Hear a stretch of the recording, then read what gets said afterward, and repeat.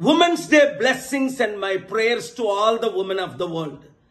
ముఖ్యంగా తెలుగు రాష్ట్రాల్లో మహిళా దినోత్సవాన్ని కూడా రాజకీయం చేస్తున్నారు. ఇక్కడ రేవంత్ రెడ్డి 1 కోటి మంది మహిళలకు కోటీశ్వరులు చేస్తారట ఒక్కొక్కరిని. మొదటి దానికి మొగుడు లేడు, కడదానికి 12వ దానికి కళ్యాణం అట.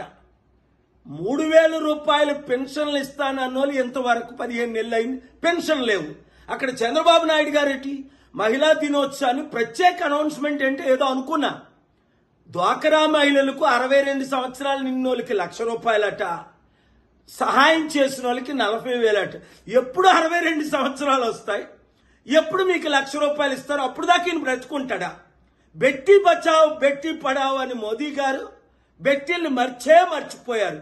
ఇంత మానభంగాలు జరుగుతుంటే దేశంలో రాష్ట్రాల్లో కోర్టుల్లో ఫైల్ చేసి ఫైట్ చేస్తుంటే 6 సంవత్సరాల అమ్మాయిని సంగారెడ్డిలో రేప్ చేస్తే లక్షల మహిళల మంది రేప్ జరుగుతుంటే ఈ రాజకీయ నాయకులు ఏం చేస్తున్నారు? కనుక మహిళలారా బయటికి రండి.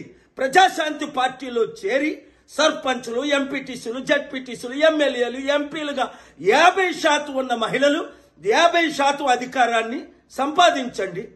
బుద్ధి చెప్పండి, మిమ్మల్ని మీరు కాపాడుకోండి. దేవుని కృపతో మహిళలందరూ ఏకం కండి. మరి మోసపోకండి ఈ రాజకీయ నాయకుల మాటలు విని. ఈ వీడియో మహిళల కొరకు అన్ని ఛానల్స్ బ్రాడ్కాస్ట్ చేయండి, షేర్ చేయండి. Thank you very much.